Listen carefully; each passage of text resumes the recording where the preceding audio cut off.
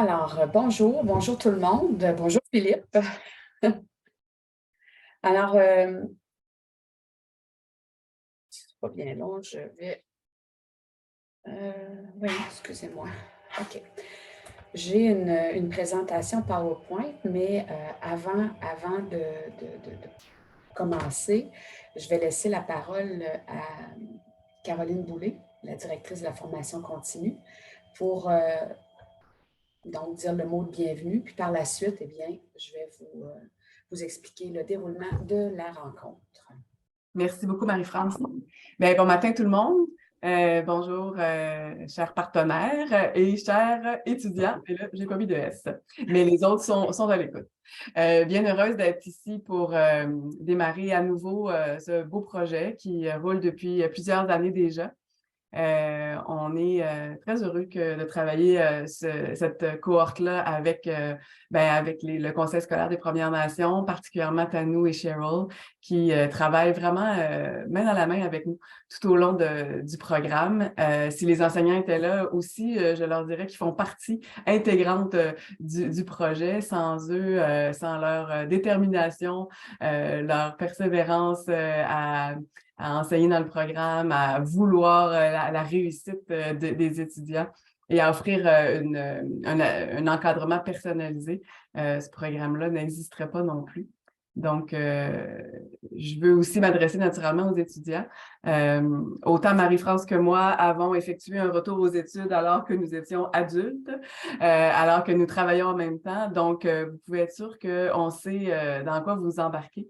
Et toute l'équipe de la formation continue dont on va vous présenter les principaux intervenants ce matin vont être là pour vous encadrer, vous appuyer, vous soutenir. Donc, n'hésitez pas, vous avez plusieurs intervenants, tant du côté du conseil scolaire que de la formation continue pour vous aider. Et on est très conscient que vous n'êtes pas des étudiants jeunes qui n'avaient que ça à faire, vous concentrer aux études, mais en même temps, on trouve admirable le fait que vous souhaitez progresser dans votre carrière. Donc, soyez assurés qu'on sera là pour vous. J'en profite tout de suite pour vous dire que c'est important quand même, malgré toutes vos responsabilités, vos obligations d'adultes, de prendre le temps de réfléchir à l'importance des études et comment vous allez organiser en fait votre quotidien pour y trouver une place. Pour que l'année qui s'en vient se déroule vraiment bien puis que le succès et la réussite là, soient là, soient au rendez-vous. Donc, voilà. Encore une fois, merci beaucoup, Tanou, de ta collaboration. Cheryl, de ton support aussi. Patrick et Ramélia, vous êtes toujours là. On se rencontre souvent à la remise de diplôme, qui est toujours un super de beau moment. Donc, j'espère qu'on aura la chance de vivre ça à nouveau cette année. Donc, je vous souhaite une bonne avant-midi, plein d'informations, mais surtout une bonne session. Merci. Merci, Caroline. Donc, comme je le mentionnais tout à l'heure, dans le fond, le déroulement de l'avant-midi, eh bien, je vais en profiter là, pour donner la parole à nos partenaires, donc au conseil scolaire. Je vais avoir certaines de mes collègues qui vont venir faire la présentation de services qui sont offerts à nos étudiants. Par la suite, eh bien, on va avoir une petite pause. Je vais en profiter aussi pour vous donner certaines informations qui vont vous être utiles tout au long de des sessions. Fait qu'on va parcourir, entre autres, notre intranet Omnivox, Léa, Mio. Fait que ça, je vais vous donner là, une petite formation là-dessus. Et ça devrait clore. On devrait terminer aux alentours de 11h30 l'avant-midi. Alors, donc, avant d'aller plus loin, bien, j'aimerais là, donner la parole à nos partenaires, donc du Conseil scolaire des Premières Nations et le Centre régional d'éducation des adultes. Fait que pour commencer, Tanou, je te laisserai la parole.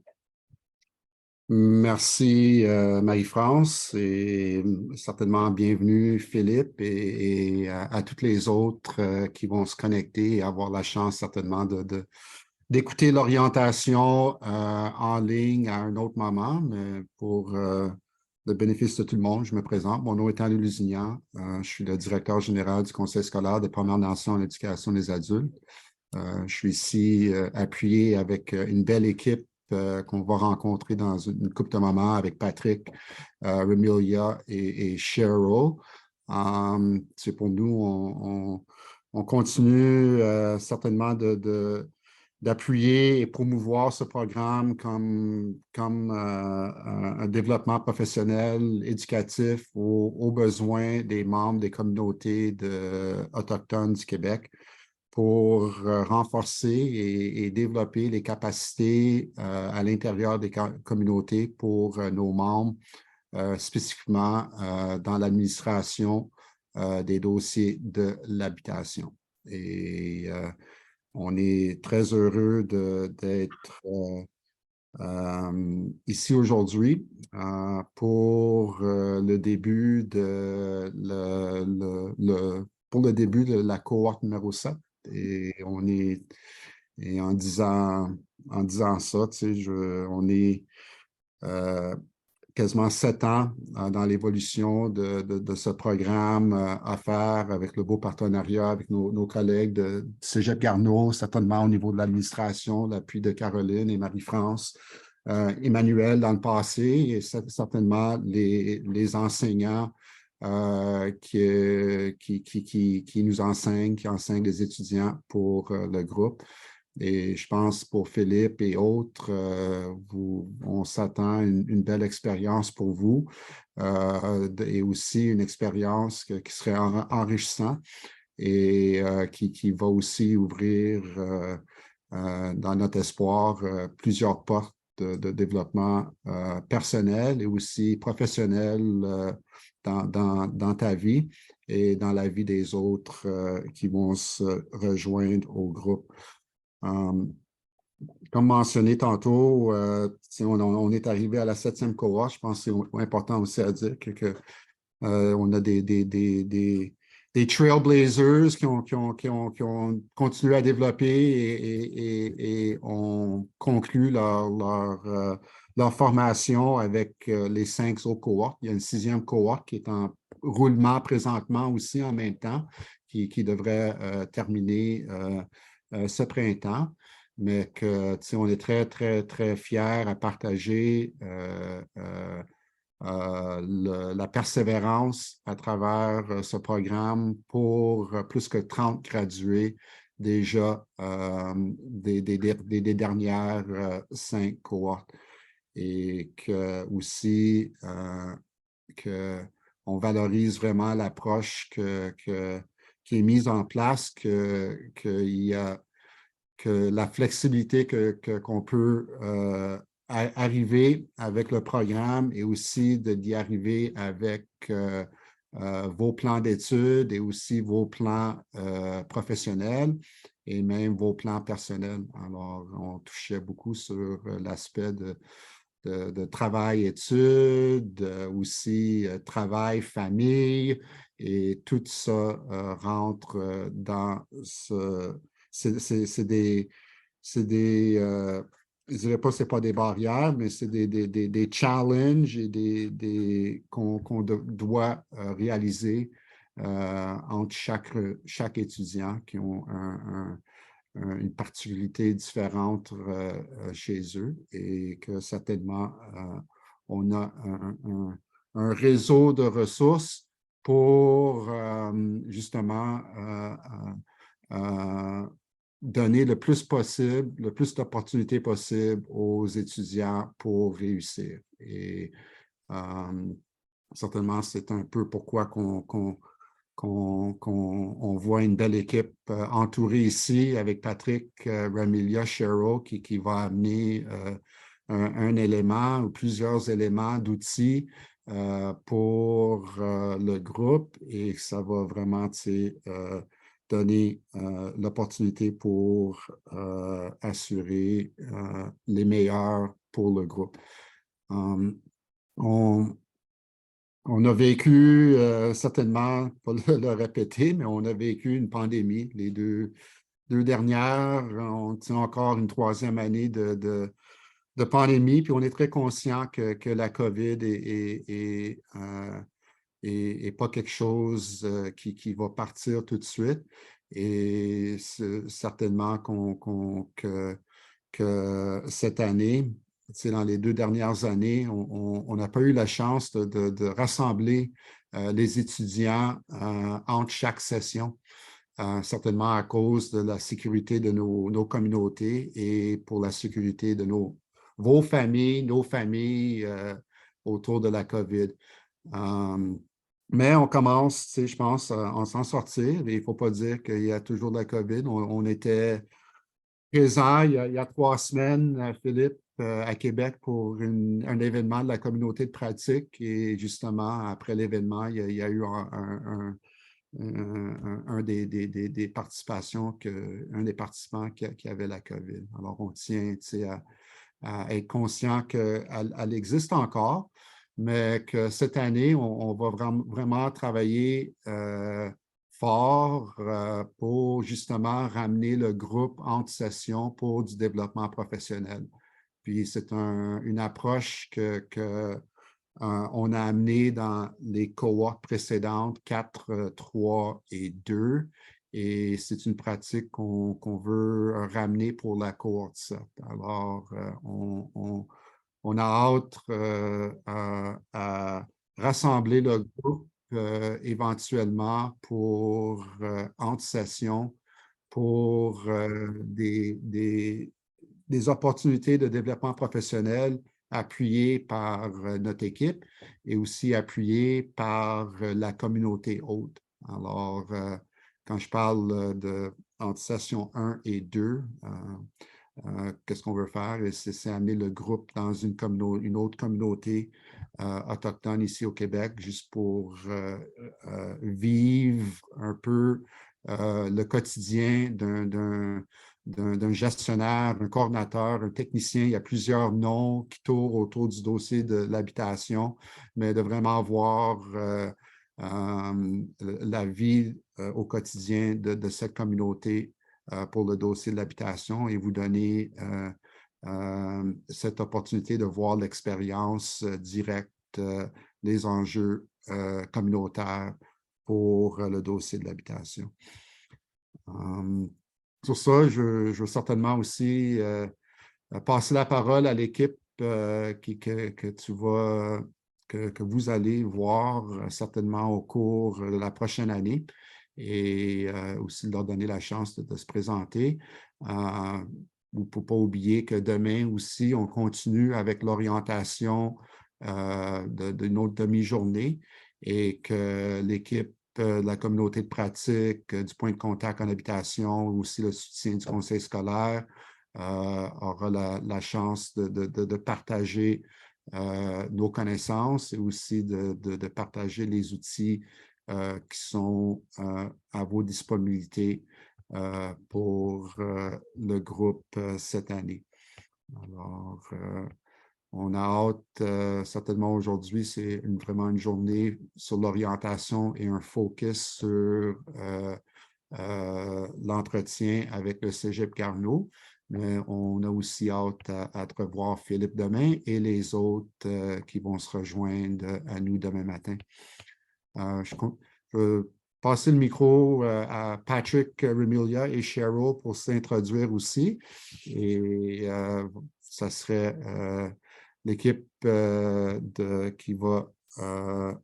vous allez voir souvent au courant de l'année.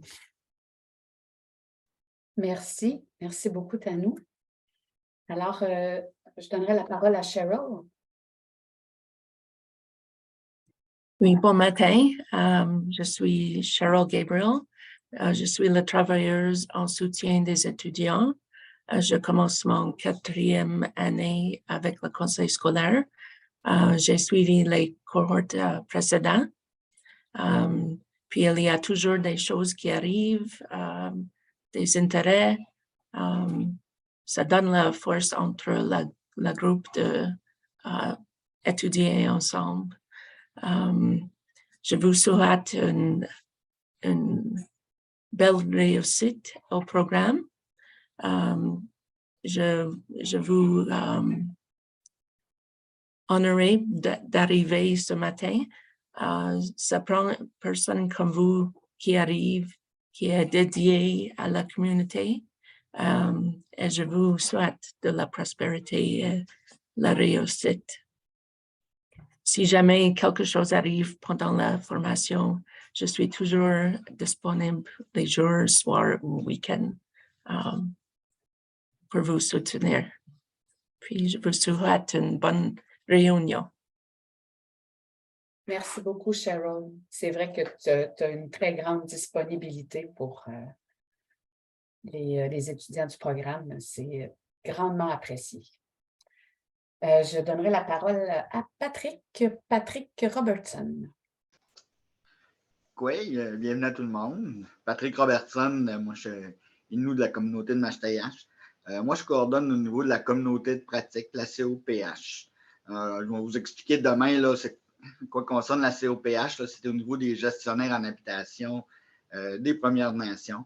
C'est une communauté là, qui travaille ensemble, qui partage là, différents bons coups, qui se soutiennent, puis en même temps un soutien au niveau des étudiants. On pourra présenter aussi demain, là, on a une plateforme virtuelle Workplace qui permet de garder le contact là, tout au cours de l'année. Parce que comme Tanou disait, souvent on a des rencontres là, à chaque année pour se rencontrer. Mais pour garder le contact là, entre-temps, on a une plateforme virtuelle. Fait que demain, là, on va faire cette présentation-là. Fait que, je vous souhaite la bienvenue. C'est sûr que moi, ce matin, je ne serai pas avec vous là, toute l'avant-midi. Je vais être de retour là, demain matin pour vous présenter ça. Fait que, bon succès. Merci beaucoup, Patrick. Je terminerai avec Ramélia. Merci Marie-France. Bon matin tout le monde. Ramélia Chamichian, je suis la chargée de projet pour la POC, qui est le point de contact en habitation, qui est vraiment... la première étape, c'était vraiment d'avoir toutes les formations qui sont en habitation et de les mettre virtuellement en ligne. Et maintenant, la deuxième étape de ce projet consiste vraiment à offrir des formations spécialisées aux communautés selon leurs besoins. Donc, bonjour Philippe, enchantée de faire ta connaissance. Bonjour à tous les autres étudiants et puis je vous souhaite un très bon succès. Ça va être une très, très belle année, j'en suis certaine. Merci beaucoup, Ramélia. Alors, ça fait le tour pour nos partenaires. Je me présente, Marie-France Allé. C'est moi qui vais être votre conseillère en formation. Alors, pour la prochaine année, mon rôle, eh bien, c'est de pouvoir vous aider. Vous pouvez me contacter à tout moment, que ce soit des problématiques ou dans vos cours ou toute autre problématique. Vous pouvez communiquer avec moi. À ce moment-là, bien, je vais m'assurer de pouvoir vous diriger vers les bonnes ressources. Bon, Cheryl l'a mentionné tout à l'heure, elle est là aussi. Mais ça va me faire plaisir de pouvoir vous accompagner tout au long de ce beau défi pour la prochaine année. Donc, je vois que Lynn s'est joint à nous. Alors, je sais qu'il y en a certains parmi vous qui devaient quitter. Alors, je peux, là, vous pouvez quitter et nous allons continuer dans les différents services qui sont offerts par le Cégep. Et je vous remercie pour ceux et celles qui doivent quitter. Merci d'avoir été là ce matin et on va se reparler bientôt.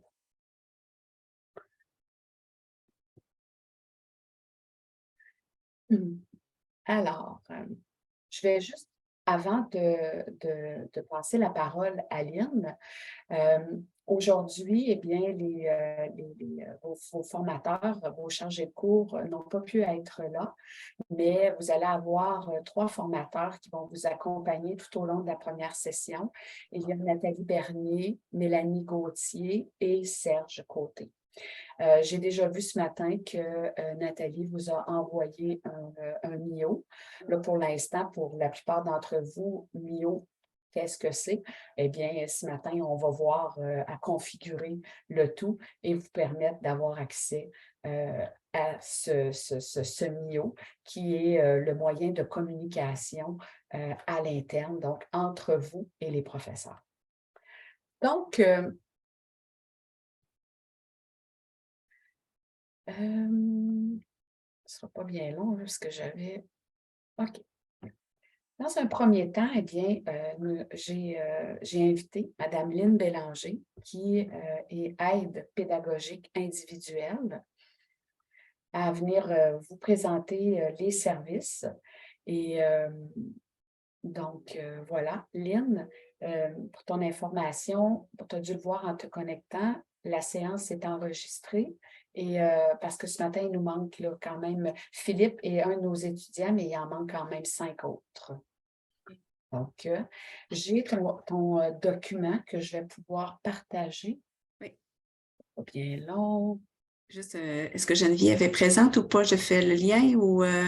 Elle devait être là, mais pour l'instant, je ne l'ai pas arrivée. OK. Bien, je vais présenter, puis si elle arrive, elle s'intégrera avec moi pour la suite des choses. Parfait. Bon, je vais présenter ton document que tu m'as fait suivre. Alors, partage. OK. Vous voyez bien? Oui, c'est parfait. Merci. Alors, Philippe, je m'adresse plus particulièrement à toi. Ça me fait plaisir de te rencontrer. Tes collègues, éventuellement, pourront utiliser ces services-là et écouter l'enregistrement, effectivement, de l'information qui est transmise ce matin. Ça me fait plaisir de venir rencontrer Cheryl et Ramelia aussi concernant les personnes attitrées, mais vraiment des personnes de soutien au niveau de la réussite. Je trouve ça vraiment intéressant. On aura probablement peut-être l'occasion de se reparler, de travailler ensemble concernant la réussite de certains étudiants qui pourraient rencontrer des difficultés s'il y a lieu. Donc, le document que je vous présente ce matin va vous être aussi envoyé. Donc, vous allez toujours pouvoir vous y référer si vous avez besoin durant tout le processus. Donc, c'est des services du Cégep et tous les étudiants qui soient en ligne ou à distance ou à Québec ont la possibilité d'utiliser ces services-là dans un contexte de cours plus en ligne, mais à ce moment-là, les rencontres se font aussi en ligne. Ça, il n'y a vraiment pas de problématique de ce côté-là. Donc, les mélanger de l'aide pédagogique, qu'est-ce que ça fait un aide pédagogique? Ben, ça vient donner un bon petit coup de pouce au niveau de la réussite des études, du programme dans lequel vous vous engagez.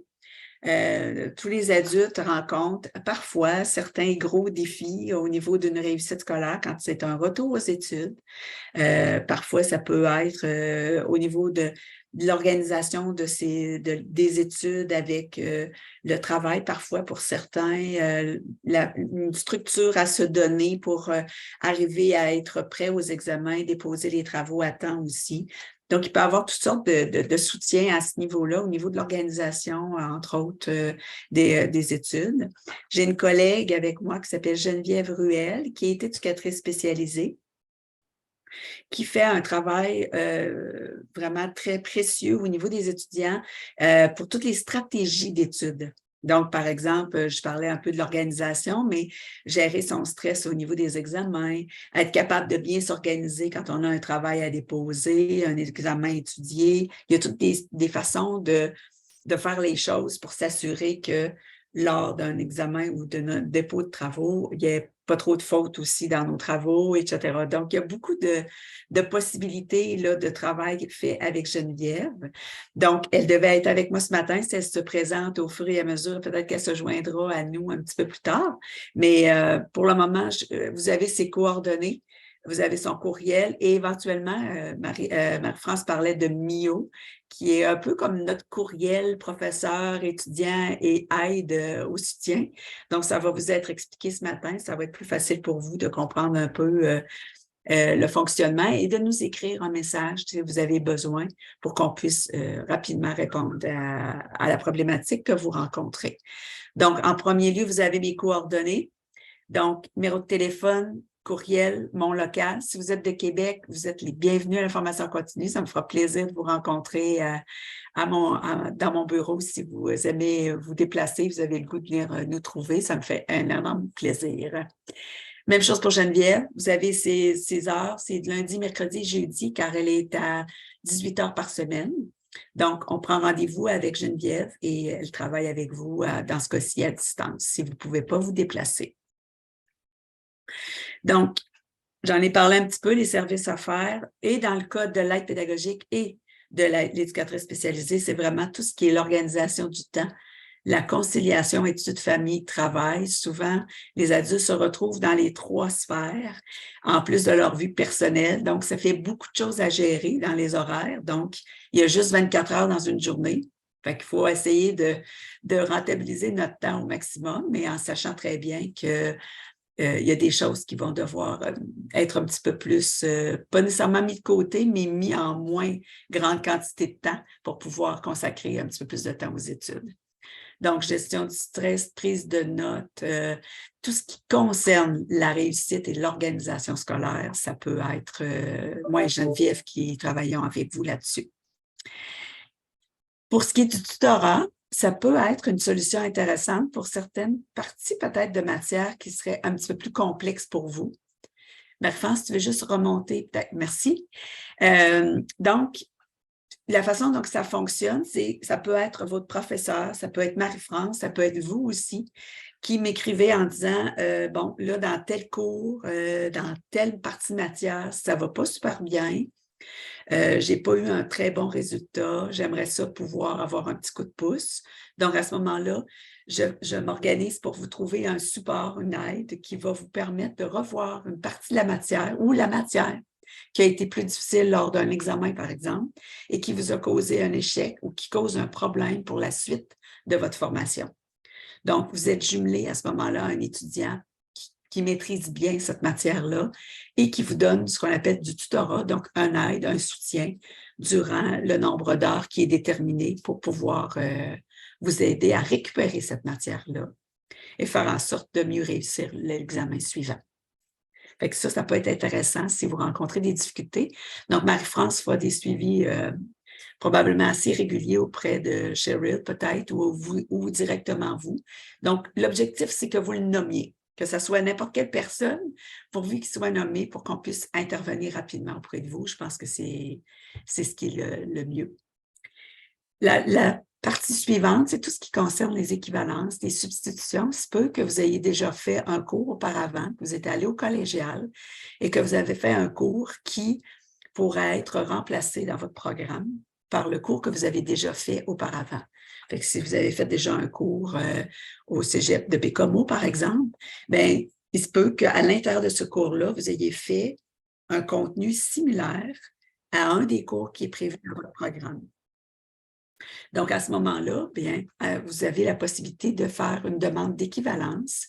Il y a quand même quelques petites règles à respecter au niveau des règles d'équivalence. C'est tout ce qui est en lien avec une période. Un cours ne doit pas... C'est-à-dire que vous devez avoir fait le cours que vous souhaitez remplacer dans les 10 dernières années. Donc, c'est un cours qui ne doit pas dépasser 10 ans parce que souvent, les contenus ont changé avec le temps. Et vous avez toujours 2 semaines après que votre cours ait commencé pour déposer votre demande. Donc, il y a un formulaire qui est accessible pour faire votre demande et à ce moment-là, ça m'est envoyé et c'est analysé par votre professeur. Et si la réponse est positive, vous êtes à ce moment-là exempté de ce cours-là. Vous avez pu à le suivre parce qu'on reconnaît que vous avez tout ce qu'il faut avec le cours que vous avez fait auparavant qui correspond bien à celui que vous avez à faire maintenant. Donc, c'est sûr que l'objectif, c'est d'avoir l'ancien plan de cours aussi, parce que ça va être comme ça qu'on va pouvoir analyser le cours actuel versus l'ancien cours qui était à reconnaître. Donc, ça, je pourrais revenir sur certaines informations. Si vous avez besoin, écrivez-moi un MIO. Puis si vous avez besoin que je vous explique plus en profondeur, que je vous dise un petit peu plus comment ça fonctionne, vous pourrez à ce moment-là m'écrire. Je vous reviendrai là-dessus. La demande peut être déposée. Est-ce que c'est Julie? Marie-France, c'est Julie qui va s'occuper du groupe? OK. Donc, vous pouvez faire votre demande auprès de Julie Saint-Jean. qui, elle, a le formulaire qu'elle peut vous envoyer, que vous complétez, vous remettez votre plan de cours et vous pouvez directement me l'envoyer ou le retourner à Julie si vous le souhaitez. Donc, voilà. Est-ce que Philippe, tu as des questions par rapport à ça? Ça va? Parfait. Excellent. Cheryl, s'il y a quelque chose, tu me fais signe aussi? Parfait. Donc, vous avez la procédure dans le document, donc c'est pas grave, même si tout n'est pas retenu aujourd'hui, donc je comprends très bien, mais ça va faire en sorte que vous pourrez vous y référer et voir un peu la démarche à suivre si vous avez besoin de déposer l'équivalence. Pour ce qui est des autres services offerts par le Cégep, je vais débuter pour certains et Geneviève va se joindre à moi pour certains autres services qui vont être présentés dans les prochaines minutes. Donc, un des problématiques que certains adultes peuvent rencontrer, c'est tous les services liés au français. Donc, des fois, quand on a un texte à déposer, on peut aussi avoir des exigences au niveau de ne pas faire de fautes ou moins de fautes pour être sûr de ne pas perdre ses points au niveau du dépôt d'un texte en français. Donc, l'apostrophe est un service qui peut être aidant pour des étudiants que le français est un petit peu plus difficile. Ce service-là ne corrige pas les textes, mais aide à corriger les fautes avec vous. Donc, il cible les informations qui sont peut-être moins adéquates et vous aide à transformer vos textes pour les rendre un petit peu plus adéquats puis perdre moins de points au niveau des fautes de français. Donc, vous avez les coordonnées, le courriel ainsi que le local et le numéro de téléphone pour prendre plus d'informations, mais vous avez les thèmes dans le bas, c'est tout ce qui est compréhension de texte en français, les ateliers de phonétique qui sont offerts, consultation linguistique, des textes à rédiger avec rendez-vous, c'est là où je vous parle un petit peu pour la correction un peu des fautes d'orthographe et les notions grammaticales qui peuvent être revues avec vous aussi. Donc, c'est un service très intéressant là, pour vous aider. Il y a Antidote aussi qui peut être intéressant au niveau des ordinateurs que vous pouvez vous installer. Antidote qui est un correcteur de fautes aussi de français. Donc, ça peut aider quand on rédige un texte de faire souligner les fautes au fur et à mesure qu'on inscrit nos phrases dans l'intérieur du document Antidote. La bibliothèque, c'est un endroit super intéressant. Si vous êtes de Québec, je vous invite à venir à étudier. C'est un endroit extraordinaire et tranquille. Donc, si vous sentez qu'à la maison, c'est difficile parfois de vous concentrer et que ça vous rend la chose plus difficile, je vous invite à... Vous avez les horaires là, des locaux que vous pouvez réserver et les horaires de la bibliothèque aussi qui sont accessibles à tous les jours de la semaine et pas vraiment à la fin de semaine, par exemple. Mais vous voyez que du lundi au jeudi de 7h30 à 9h, c'est possible de vous rendre en bibliothèque pour étudier. Des fois, ça peut donner un petit coup de pouce. Donc, je vais juste parler, je vais revenir sur les services adaptés parce que c'est Geneviève qui va parler de ce point-là pour tout de suite aller au point 4.4 pour vous informer qu'il y a une conseillère à la vie étudiante pour les Autochtones au Cégep Garneau qui est Jeanne Cyr-Fogg. Donc, vous pouvez la contacter par courriel, mais aussi par coordonnées téléphoniques. Je vais envoyer à Jeanne l'information et le nom de chacun des étudiants qui est inscrit au programme que vous suivez actuellement pour qu'elle soit au courant. Donc, ça se peut que vous receviez un petit message de la part de Jeanne pour vous souhaiter la bienvenue à la formation continue et vous réitérer le travail qu'elle peut faire auprès de vous, puis si les besoins que vous avez, que vous puissiez y référer en cours de processus. Donc, voilà pour la première partie. Donc, je vais laisser Geneviève poursuivre à l'intérieur du document pour, entre autres, les services adaptés. Hey, bonjour, Queer. J'espère que vous allez bien. Hey, c'est très intime comme rencontre. Hey, bravo d'avoir choisi ce programme-là. Alors, je suis éducatrice spécialisée. Je travaille à la formation continue. Moi, je suis ici à temps partiel. Je suis exclusivement pour les étudiants de la formation continue. Alors, tout ce qui concerne les services adaptés, dans le fond, j'ai 2 chapeaux. Est-ce que j'en parle tout de suite de mes 2 chapeaux, Lynn? Oui? OK. Alors, le chapeau des services adaptés, dans le fond, c'est que toutes les institutions du primaire, préscolaire jusqu'à l'université ont l'obligation légale d'offrir des mesures d'aide pour les étudiants en situation de handicap, les étudiants qui ont, dans le fond, des diagnostics permanents. Alors, diagnostic permanent, ça peut être autant troubles déficitaires de l'attention, c'est la majorité de notre clientèle, tout ce qui est de l'ordre de physique, physiologique, santé mentale. Alors, tout ça, c'est des clientèles. Dès qu'il y a un médecin qui a émis un diagnostic, alors vous avez seulement à l'apporter ou à l'envoyer en courriel à l'adresse service adapté au Cégep Garneau. Puis ensuite, on vous donne un rendez-vous avec une conseillère qui, elle, va faire l'évaluation de vos besoins, de dire quel impact a ce diagnostic-là sur vos apprentissages. Et puis, après ça, on vous explique si c'est de l'aide au niveau de vos examens, on peut mettre des choses en place.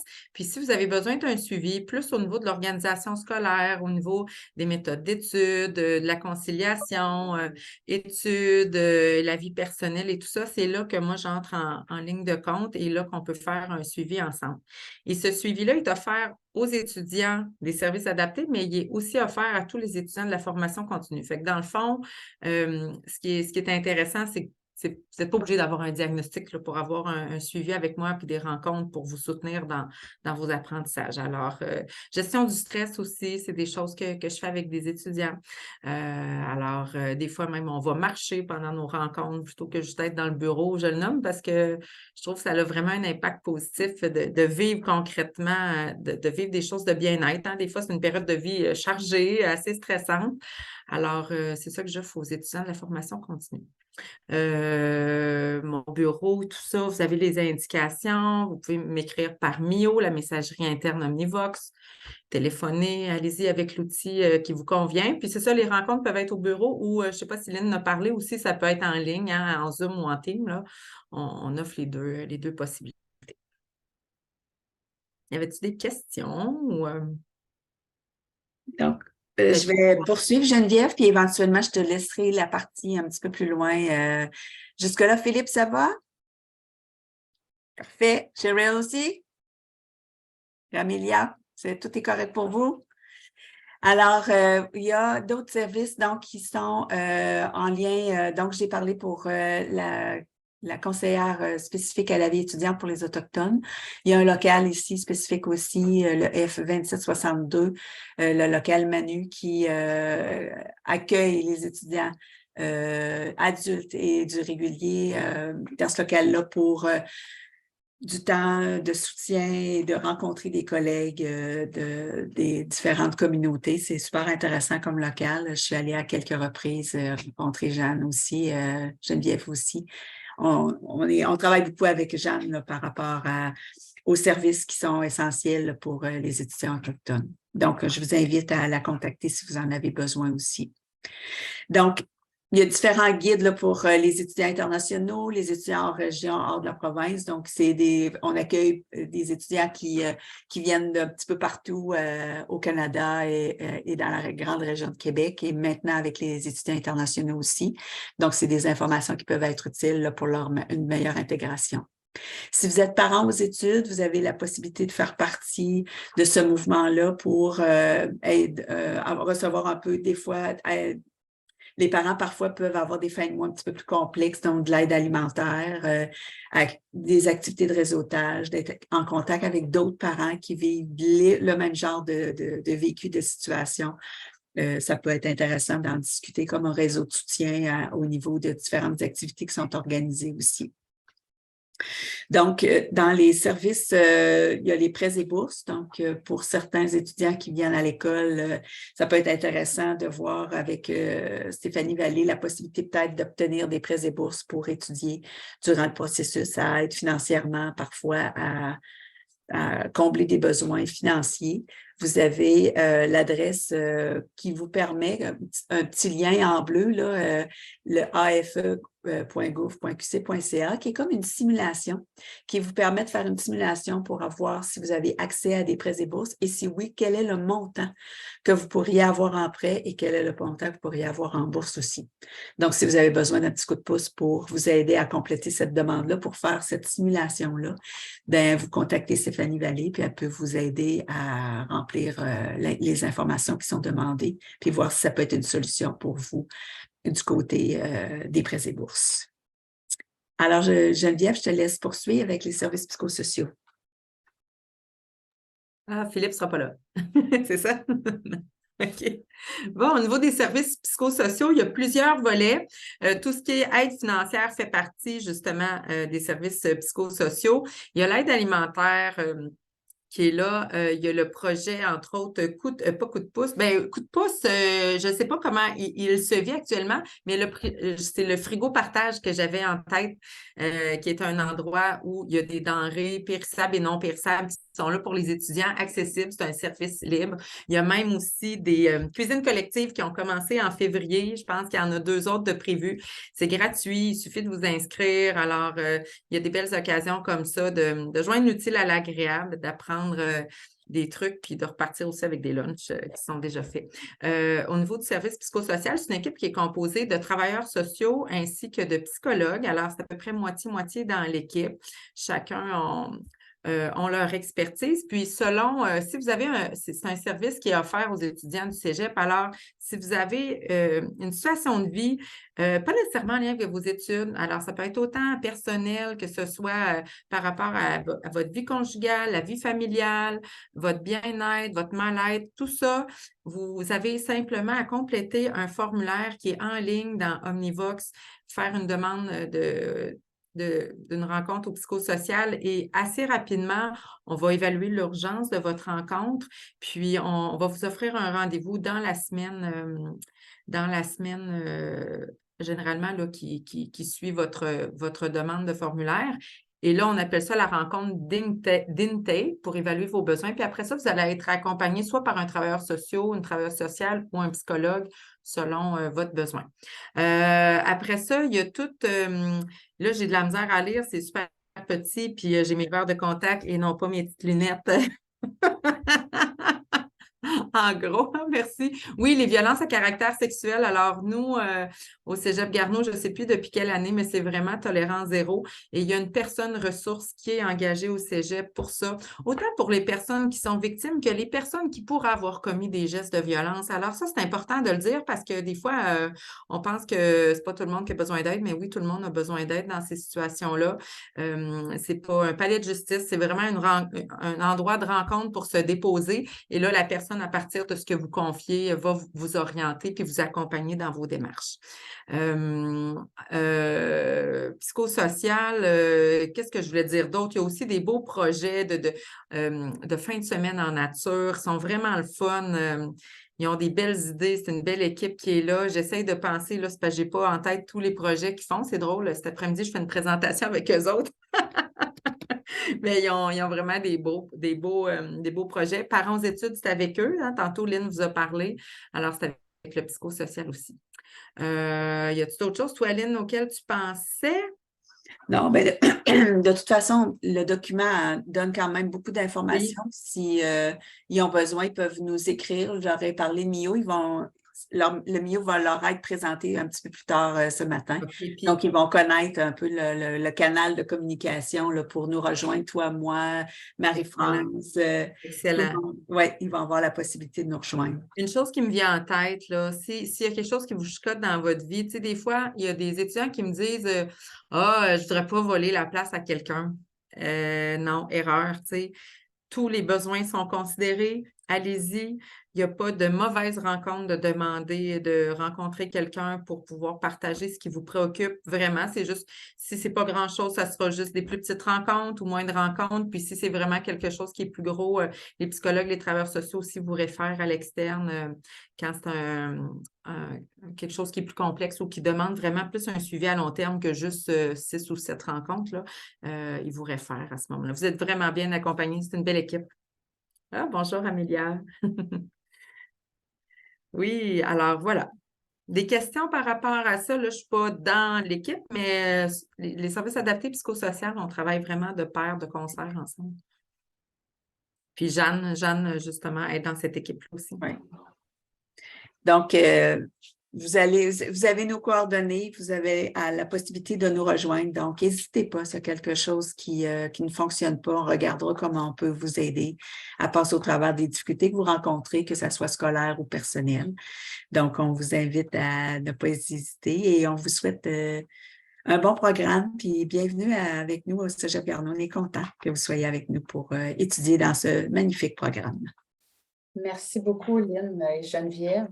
Alors, une belle journée. Merci à vous deux. Bye bye. Bye-bye. OK. Alors, je vais maintenant vous partager ma présentation, ce qui va faire en sorte... Hop. Et voilà. Là, je vais revenir un petit peu en arrière, comme ça ici. Donc, après les services d'aide pédagogique individuelle, Lynn en a parlé un peu tout à l'heure au niveau de l'aide financière aux études et des services psychosociaux, mais j'ai ici un enregistrement vidéo qui vous présente, donc c'est Philippe Fèvre-Laverdière, qui vous présente le service au niveau de l'aide financière aux études et des services psychosociaux. Évidemment, c'est bon, tout à l'heure, Lynn et Geneviève faisaient certaines mentions en présentiel, par exemple, la halte bouffe, l'aide. Puis je sais que, bon, pour la plupart d'entre vous, vous êtes dispersés un peu partout au Québec, mais sachez que, il y a quand même là, des possibilités. Fait qu'il suffira de rentrer en communication avec moi et on verra ce qu'on peut faire. Donc ici, sans plus tarder, je vais partir la présentation. Sachez que nous allons vous envoyer toute l'information que vous aurez eue ce matin, dont la présentation PowerPoint, et vous allez avoir certains liens qui vous dirigent vers, comme là ici la présentation, bien, si vous souhaitez la réécouter, ça sera possible. Alors, je démarre le tout. Bon. C'est beau. Je vais...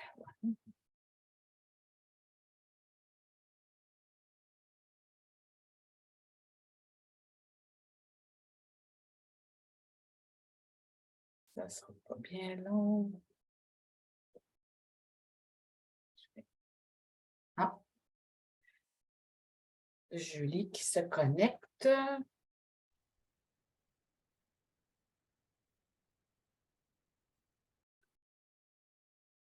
Bonjour Julie.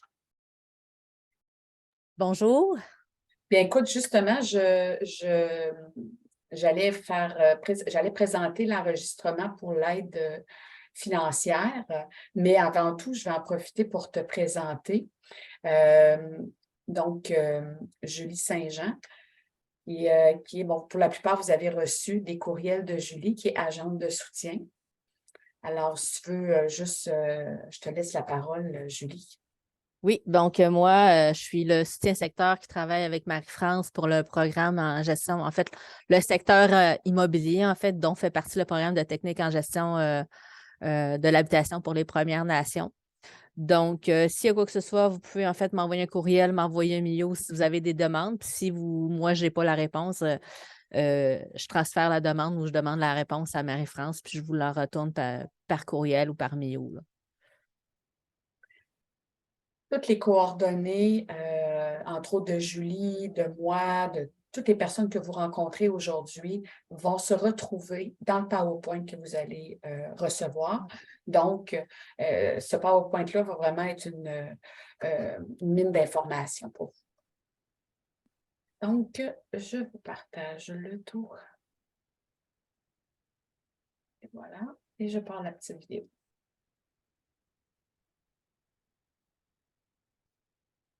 Ah, bon, OK, ça Ça ne fonctionne pas, ça va pas long. Marie-France, pour avoir l'audio, quand tu partages ton écran et puis tu as la fenêtre blanche, en bas, il y a une petite boîte qui dit share audio. Oui, parfait. Merci. Je vais le faire. Et voilà. Je suis travailleur social et également responsable de l'aide financière aux études au Cégep Garneau. Je suis ici pour parler des différents services que nous offrons aux étudiants, soit l'aide financière aux études. Oui, on l'entend, mais on ne le voit pas. OK. On va partager.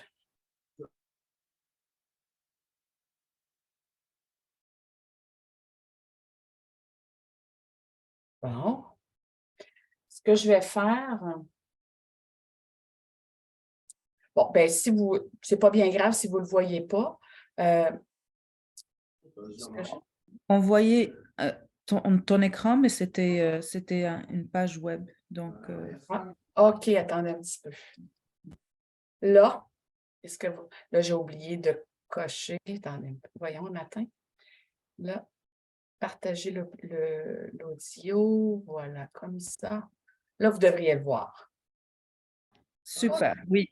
Bon, super. Alors, je parle de tout. Bonjour, mon nom est Philippe Frèble-Laverdière. Je suis travailleur social et également responsable de l'aide financière aux études au Cégep Garneau. Je suis ici pour parler des différents services que nous offrons aux étudiants, soit l'aide financière aux études et le service psychosocial. Je vais commencer par vous parler d'aide financière aux études, également appelé les prêts et bourses, qui est un programme du gouvernement qui vient en aide aux étudiants en leur fournissant des prêts et des bourses. Le nom le dit. Comment faire une première demande? Je vais vous référer à notre site Internet qui est assez complet. Je vais vous montrer un petit peu comment aller chercher les informations. Pour vous rendre sur notre page, au-delà de trouver les onglets correspondants dans le site, je vous invite à aller googler les mots AFE et Garneau et vous risquez de tomber assez directement sur la page. Donc, je vous partage mon écran. Sur la page de l'aide financière aux études, nous avons des outils très intéressants. Le premier, c'est l'aide mémoire pour faire une première demande. Donc, si vous cliquez sur cette aide mémoire, nous avons l'essentiel des informations pour faire une première demande. Ce que vous devez savoir, c'est que ça vous prend d'abord un code permanent qui n'est pas temporaire. Donc, si vous êtes un étudiant international en attente d'un code permanent complet du ministère de l'Éducation, vous allez devoir malheureusement patienter d'avoir ce code permanent pour faire une demande. Toutefois, la demande d'aide sera rétroactive, c'est-à-dire que vous recevrez l'entièreté du montant que vous avez droit, même si vous l'avez fait la demande 2 mois après le début de vos études. Et ça s'applique à n'importe qui fait une demande. Vous avez jusqu'à 30 jours après la fin de votre session ou la fin de votre période d'études pour faire une demande pour l'année en cours. Donc, si vous commencez en septembre, vous avez fait votre demande en juin, normalement, il n'y aura pas de problème et ça va être rétroactif. Ça vous prend également votre numéro d'assurance sociale. La première chose qu'on va vous demander de faire, c'est de vous rendre directement sur le site. Là, vous voyez afe.gouv.qc.ca. Ça l'a changé depuis, mais maintenant, là, il y a un raccourci là, en mettant ce site-là. On vous donne l'accès directement au bon site. Vous devez indiquer une nouvelle inscription et rentrer des informations. Vous créez un compte. Ça vous prend essentiellement votre courriel, votre numéro d'assurance sociale et votre code permanent, comme je disais, puis vous allez devoir vous créer un mot de passe. Pour remplir votre demande, vous allez devoir rentrer dans les onglets qui arrivent à l'écran et à formulaire temps plein, vous allez devoir remplir une première demande. Ce qui est important de savoir dans votre cas, c'est que le code d'établissement est 92 60 00 et pour le code de votre programme d'études, vous pouvez demander à votre conseiller en formation qui normalement le sait. Sinon, sur le site Internet, là, ils sont indiqués. Et même sur le site de l'aide financière, il y a un outil pour trouver votre code de programme d'études. Ce qui est important à savoir dans le cas de la formation de continu, quand vous inscrivez vos informations scolaires, vous devez indiquer que vous êtes à la formation continue et non à la formation générale, erreur que plusieurs personnes font. Et donc, vous devez, je crois que ça correspond à la lettre C, si je ne m'abuse. Vous devez vraiment rentrer les bonnes informations au bon endroit, sinon il va y avoir des codes d'erreur et ça ne fonctionnera pas. Dépendamment de votre situation, on va vous demander de fournir des documents. Si vous êtes parent, si vous êtes marié, si vous êtes résident permanent, si vous avez déficience fonctionnelle majeure, une situation familiale particulière. Je vais vous épargner les détails de ces différents statuts, mais si, en faisant le formulaire, on vous demande, on vous réclame des papiers particuliers, vous allez devoir les transmettre à travers transmettre un document qui est juste en haut de votre dossier. Et la demande ne sera pas traitée tant et aussi longtemps que vous n'aurez pas transmis ces documents-là.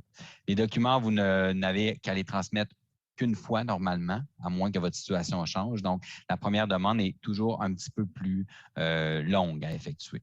Une fois que votre demande est complète et qui est analysée, que le calcul est fait, ce qui peut prendre, dépendamment du niveau d'achalandage de l'aide financière aux études, il y a des périodes aussi que c'est quelques jours, d'autres périodes, ça peut prendre quelques semaines. Dès que le calcul est fait, vous allez recevoir un avis comme quoi le calcul est fait, mais également que vous avez un certificat de garantie. Ça, c'est un papier que vous remettez à votre institution financière qui atteste que l'aide financière va rembourser à l'institution financière les versements qu'eux-mêmes vous font directement dans votre compte. Donc, ça, c'est important. Le certificat de garantie, c'est à faire une fois par période d'études. Donc, si vous n'interrompez pas vos études, vous n'aurez pas à le refaire. Les exemples de documents requis sont indiqués à titre indicatif. Donc, vous pourrez aller voir dans le document si vous le voulez bien, mais un parent, un résident permanent, comme je disais, une personne mariée, va avoir des attestations, des papiers à remettre, numérisés et transmis. Le calcul se fait basé sur plusieurs choses, essentiellement votre revenu, le revenu de votre mari ou le revenu de votre conjointe si vous avez des enfants avec elle. Le calcul est évalué en fonction de si vous avez des enfants, le temps de fréquentation des études, si vous êtes considéré comme autonome, quoi qu'il y ait la formation continue, généralement, ça fait un certain temps que vous avez quitté le milieu parental et que vous avez arrêté les études. Donc, vous avez généralement votre niveau d'autonomie, mais vous avez plusieurs choses à fournir dans la demande qui se fait quand même relativement bien, mais il y a une multitude de variables qui va faire en sorte que vous avez droit à un petit ou un gros montant. Les montants, ça varie vraiment de 0 $ pour ceux qui ont un trop gros revenu. Puis ça peut aller jusqu'à 15-18 000 $ par année si vous avez des enfants et aucun revenu. Comment ça se fait, le calcul des prêts et bourses? Il y a toujours une portion minimale de prêts qui vous est accordée. Si le calcul excède le montant minimal de prêts, le reste devient des bourses. Donc, en général, vous avez un 2-3 000 de prêts. Et le reste va être sous forme de bourse. Donc, les bourses, vous n'avez pas besoin de les rembourser. Et les prêts, c'est un taux d'intérêt très faible. Donc, c'est beaucoup plus avantageux qu'une marge de crédit, que n'importe quelle carte de crédit. Donc, ceux qui doutent, mais qui peuvent avoir des besoins financiers, faites la demande d'aide financière, même si vous avez juste des prêts. À ce moment-là, ça va être aidant. N'utilisez-les pas pour le moment à la limite. Puis, si vous avez besoin d'argent, vous aurez ça. Et vous n'aurez pas à rembourser tant et aussi longtemps que vous n'aurez pas gradué. Et vous allez avoir un sursis de 6 mois aussi. C'est que les intérêts vont commencer à se cumuler, mais qu'il n'y aura pas d'entente avec l'institution financière pour commencer à rembourser.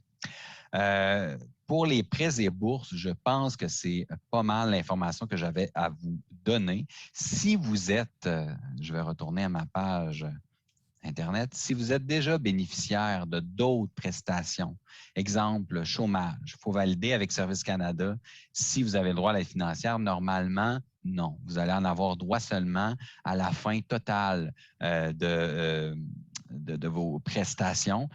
Puis ça se peut par contre qu'on accepte que vous soyez aux études en même temps, que vous ayez droit à l'aide financière, mais en général, ce n'est pas le cas. Pour les gens qui sont sur des programmes d'Emploi Québec qui sont financés, vous n'avez pas droit malheureusement à l'aide financière aux études parce que vous avez déjà un montant qui vous est versé sous forme de salaire. Donc, c'est beaucoup plus avantageux que les prêts et bourses.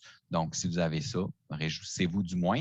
Puis pour les autres, vous avez au moins l'aide financière aux études. Sur le site, au-delà des outils que je vous ai montrés, vous avez aussi le simulateur de calcul qui vous permet de faire une évaluation rapide de combien vous auriez droit avec votre situation sans faire la demande globale. Donc, vous pouvez faire ça avant de vraiment faire la demande. Ça ne prend pas trop de temps. Puis, ça ressemble quand même assez bien à la demande sans avoir tous les papiers à transmettre et toutes les démarches qui vont suivre. Vous avez également sur le site Internet les différentes étapes. On vous explique comme je l'ai fait un peu brièvement. Puis, vous avez également les droits de recours là, qui vous ont expliqué. Je ne prendrai pas trop de temps pour vous en informer, mais sachez qu'il y a des droits de recours. L'aide financière est insuffisante. Vous vivez une malchance. Votre maison passe au feu. Vous n'arrivez pas à joindre les deux bouts. Vous ne paierez pas votre loyer ce mois-ci. Sachez qu'il existe différentes modalités pour vous aider au cégep. On offre un service de dépannage financier et alimentaire. Donc, le plus simple pour nous, c'est de donner des cartes d'épicerie pour ceux qui ont des besoins. Mais on a également un fonds d'aide si vous avez une situation particulière où est-ce qu'on va étudier dans le fond ce que vous vivez et vous pourriez avoir un montant d'argent pour vous aider. Le formulaire ainsi que le budget qu'on vous demande sont sur la page de l'aide financière et à tout moment, si vous avez communiqué avec nous, que ce soit pour le dépannage financier ou pour l'aide financière, vous utilisez à ce moment-là le courriel qui est le AFE @cégetgarneau.ca. Voilà ce qui complète pour l'aide financière. Il me reste à parler des autres services, dont le service psychosocial. Avant ça, je vais prendre une petite gorgée d'eau. Je suis travailleur social, je l'ai dit tantôt. On est 4 travailleurs sociaux et 4 psychologues au cégep qui sommes là pour répondre aux besoins des étudiants et étudiantes qui vivent des difficultés personnelles, familiales, conjugales, qui ont attrait à de l'anxiété, sentiment de déprime, démotivation, problèmes avec les enfants, problèmes avec le conjointe, de tout ordre. Si vous vivez des difficultés familiales qui ne sont pas spécifiquement en lien avec votre parcours professionnel, parcours académique, parce que pour ça, vous aviez votre API, vous pouvez faire une demande de consultation et à ce moment-là, rencontrer un ou une intervenante qui va évaluer l'état des faits, l'état de la situation et regarder avec vous quelle forme d'aide qu'on peut vous offrir. Pour faire une demande, vous pouvez venir sur place à notre bureau, le bureau de l'aide financière et du service psychosocial au A2179, dans le A, le pavillon qui est le plus à l'ouest, le pavillon où la sécurité se trouve. Et on va pouvoir, dans le fond, vous remettre le formulaire. Sinon, vous vous rendez sur, encore une fois, le site Internet du Cégep Garneau. Et à ce moment-là, vous indiquez plutôt psychosocial comme section ou comme élément, outil de recherche. Je vais y arriver. Et on a un détail là, des services que nous offrons et vous avez la possibilité de faire une demande d'aide. Et s'il y a quoi que ce soit, vous pouvez nous écrire au psychosocial@cégetgarneau.ca. En fait, c'est la voie là, de communication pour nous rejoindre, pour acheminer la demande également. Vous avez également d'autres informations, dont les ressources en cas d'urgence. On a d'autres services. Je vous invite à cliquer sur des pliants pour aller chercher. Lui qui est peut-être le plus pertinent dans votre cas, c'est Parents aux études. Sachez qu'on peut vous identifier comme Parents aux études pour vous offrir certaines activités, pour vous communiquer des informations qui sont pertinentes à votre situation. Pour s'identifier, vous pouvez écrire aux Parents aux études @cégetgarneau.ca et vous devez fournir une attestation, un certificat de naissance d'un de vos enfants pour prouver que vous êtes parent. Puis à ce moment-là, on va vous ajouter à notre liste. Je commence à perdre mes mots, je suis désolé. Donc, ça indique que je dois m'arrêter là-dessus. Si vous avez des questions, n'hésitez pas à nous écrire ou à nous appeler. Le poste pour nous rejoindre, c'est le 2587 pour le psychosocial et le 2477 pour l'aide financière. Sur ce, je vous souhaite un bon début de session. Bienvenue à tous et à toutes au Cégep Garneau et bon succès dans vos études. Merci, au revoir.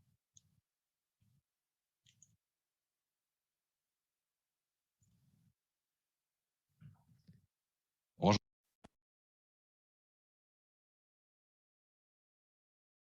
Et voilà. Donc, vous m'entendez bien? Parfait. Je vois que Romy s'est joint à nous. Oh, peut-être que... OK.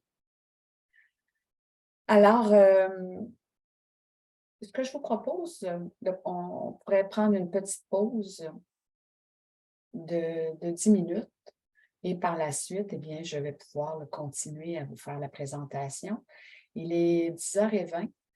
je vous demanderai là, de revenir à 10h30, puis on va pouvoir là, continuer le tout. Merci bien. À tantôt. Merci. OK, donc, je vais vous partager. Donc, suite à la petite vidéo que vous avez vue juste avant la pause, eh bien, dans le PowerPoint, eh bien, vous avez entre autres le lien pour accéder au site d'aide financière. Vous avez le code de l'établissement que j'ai ajouté ici et vous avez, en cliquant là-dessus, vous allez avoir l'aide mémoire qui va vous être aussi envoyée. Les services psychosociaux, la même chose. En cliquant ici, eh bien, voyez-vous, dans la petite vidéo, on vous en faisait part, mais en cliquant, vous allez être dirigé vers le site, donc les services psychosociaux de Garneau. Donc, les coordonnées de Lynn Bélanger et de Geneviève Ruel qui ont fait la présentation tout à l'heure. Il vous est possible aussi on a une coop, la coop SCO Garneau, où vous pouvez vous procurer du matériel et le matériel scolaire. Bon, pour ce qui est de vos cours, par rapport aux livres, eh bien, ça, c'est vos professeurs vont vous transmettre le tout, soit avant le cours ou pendant les cours. C'est eux là, qui s'occupent de vous donner le matériel requis. Pour Coop SCO Garneau, eh bien, en cliquant ici sur le lien, eh bien, vous allez être dirigé vers le site Web et bon, vous n'aurez qu'à suivre les indications qui sont nommées. Voyez-vous, j'ai fait un petit test, là, un de vos cours qui est Introduction à la gestion de logement. Bon, là, il n'y a aucun matériel requis, mais s'il s'avère qu'un de vos professeurs vous dit que vous avez besoin de vous procurer un volume, eh bien, il suffira de vous rendre sur le site de la Coop SCO. Ils vont faire la livraison, donc le matériel va vous être envoyé par la poste.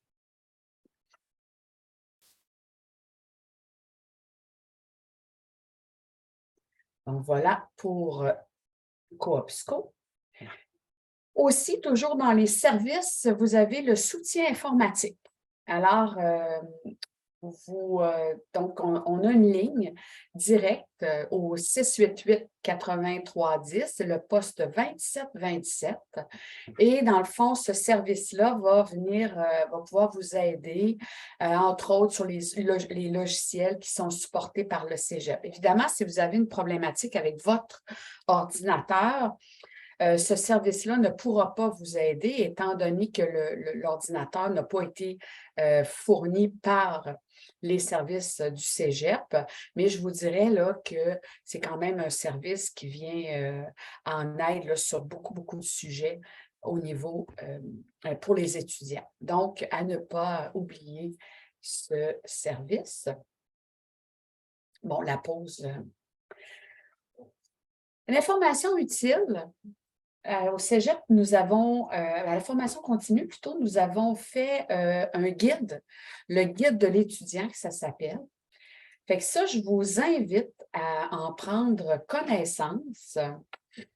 Donc, voyez-vous, vous avez là vraiment tout ce qui concerne l'étudiant.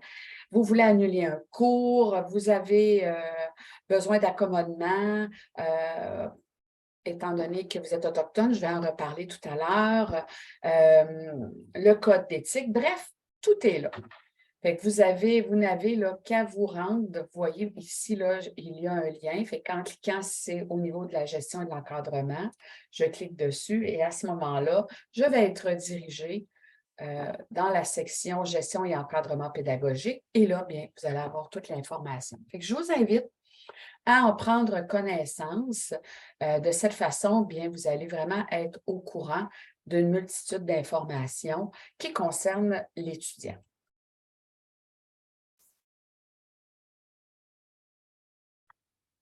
La PIEA, donc la politique institutionnelle d'évaluation de l'apprentissage, eh bien, elle vous sera transmise, ou c'est peut-être déjà fait, mais c'est notre politique qui vient encadrer tout l'apprentissage à l'intérieur des cours, de nos programmes.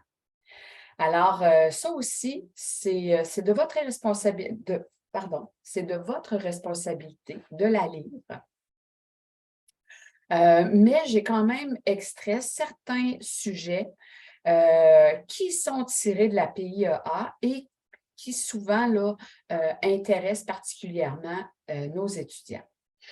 Donc, l'information utile, rôle et responsabilité de l'étudiant, bien, dans le fond, l'étudiant a la responsabilité de fournir les efforts nécessaires pour atteindre les objectifs de ses cours et de son programme. On demande de se présenter à l'heure pour vos cours, vos évaluations, respecter les délais de remise des travaux. Ça ici, les délais vont vous être fournis par chacun de vos professeurs à l'intérieur des plans de cours. Et qu'on va vous présenter pour chacun de vos cours, lors du premier cours, eh bien, le professeur va vous présenter son plan. Et à l'intérieur, eh bien, vous allez voir les dates de remise d'examen, les dates pour les examens, les dates pour la remise des travaux, la matière qui va être vue à chacun des cours. Fait que ça, c'est vraiment un aide-mémoire là, qui est très intéressant pour vous. On dit que l'étudiant doit aviser ses enseignants et moi-même, le conseiller en formation, de toute situation problématique. Fait que ça ici, là, puis là, j'ai mis, on dit l'enseignant, la conseillère, il y a aussi Cheryl qui peut être informée, ça c'est évident. On parle ici d'efforts supplémentaires qui sont à prévoir là, en période d'examen et en fin de session, où là, bien, il peut y avoir peut-être une hausse des travaux à remettre, par exemple, ou du temps pour faire la révision pour se préparer à nos examens. Évidemment, l'enseignant aussi a des responsabilités. C'est entre autres d'accompagner les étudiants dans le processus d'apprentissage. L'enseignant aussi va être responsable de l'évaluation puis ça doit être en conformité avec le plan détaillé de chacun de ses cours. L'enseignant aussi il peut arriver que l'enseignant se tourne vers moi pour me dire, bon, bien, telle personne a de la difficulté, est-ce qu'on pourrait lui venir en aide? C'est là que je vais me tourner vers les personnes concernées pour aller chercher de l'aide pour vous. Mon rôle à moi aussi, j'ai donc d'assurer la coordination du programme. Je veille à la bonne réussite de tous les étudiants en collaboration avec l'aide pédagogique individuelle, qui est Lynn Bélanger. J'interviens en cas de litige avec un enseignant. Et bon, l'aide pédagogique individuelle assure un suivi personnalisé avec les étudiants pour favoriser votre réussite. La présence au cours, eh bien, normalement, on vous demande d'aviser votre professeur si vous n'êtes pas en mesure d'assister au cours. Alors, ici, là, c'est vraiment... et surtout, si vous avez à être absente durant un examen, eh bien, il faut avoir une raison là, justifiée. Si jamais vous avez une absence qui est prolongée, eh bien là, dans ce cas-là, c'est important là, de rencontrer votre enseignant pour chacun de vos cours et aussi de me tenir informé. On va voir là, qu'est-ce qu'il est possible de faire pour vous aider pendant cette absence prolongée-là. On est toujours là pour vous accommoder le plus possible là,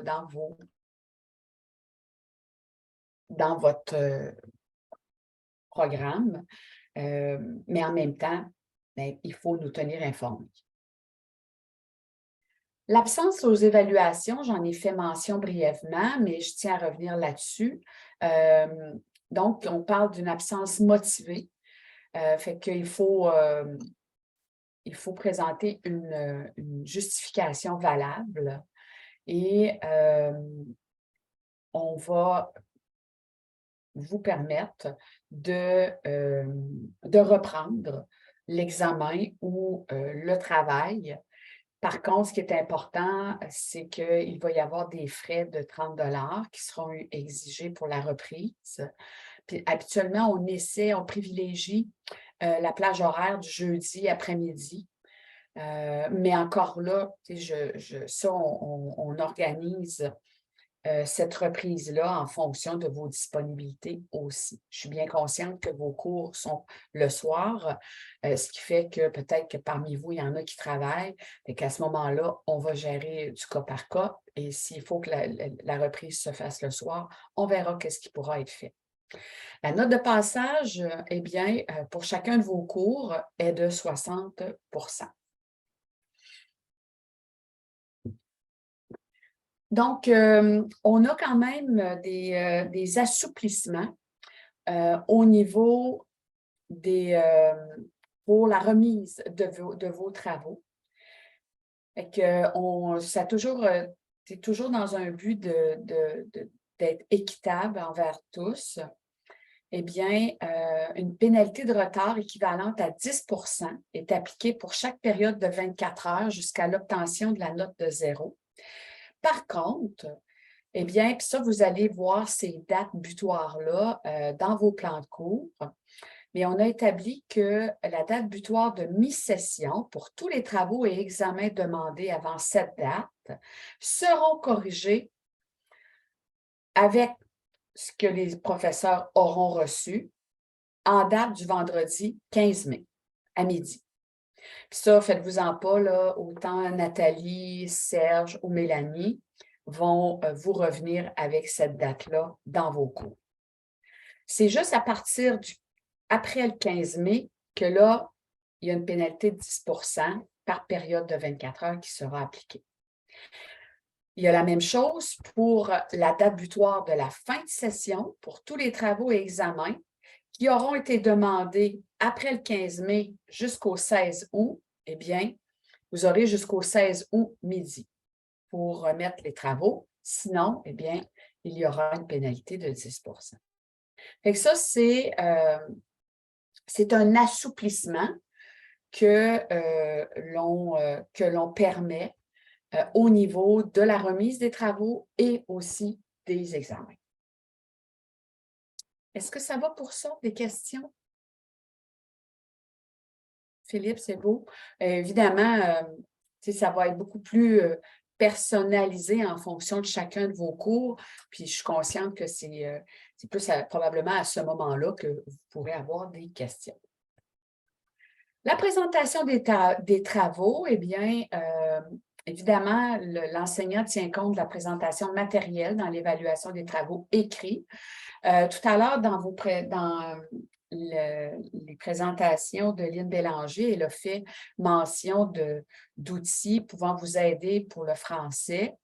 J'ai une diapo là, sur l'apostrophe un petit peu plus loin. Mais sachez qu'un enseignant peut refuser de recevoir un travail parce que la présentation ne correspond pas aux attentes. La correction des travaux, eh bien, tout travail court ou les examens, eh bien, l'enseignant a 2 semaines suivant sa remise pour en faire la correction. Fait que ça, habituellement, là, les enseignants sont assez rapides au niveau là, de la correction, mais je tiens toujours à le préciser pour que les étudiants sachent que c'est un droit qu'ils ont et puis moi, je m'assure aussi de faire le suivi auprès des professeurs si des fois il y a des délais qui sont plus longs. L'évaluation du français écrit, bien, il peut y avoir une pénalité jusqu'à 20 %. Bon, ici, on dit bien jusqu'à 20 %. Nos enseignants ont une certaine flexibilité, mais en même temps, un enseignant peut refuser de corriger un travail si la qualité du français est nettement insuffisante.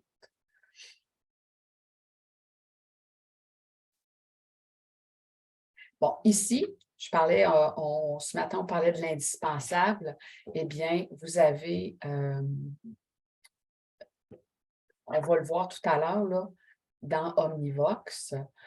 Fait que vous voyez l'indispensable, l'espace du français. Fait que ça peut, vous avez entre autres les consignes par rapport à comment rédiger un travail, comment présenter un travail, la correction linguistique. L'œuvre, c'est l'épreuve uniforme de français. Bon, ça ne s'adresse pas à vous. Quelques ressources qui sont en ligne et ici, tout ce qui est en lien avec le plagiat. Je vais y revenir tout à l'heure pour ce qui est du plagiat. Pour ce qui est des informations utiles, donc des mesures d'accommodement, pour ce qui est des étudiants allophones, donc, il y a possibilité d'avoir un dictionnaire de traduction et 25% du temps supplémentaire.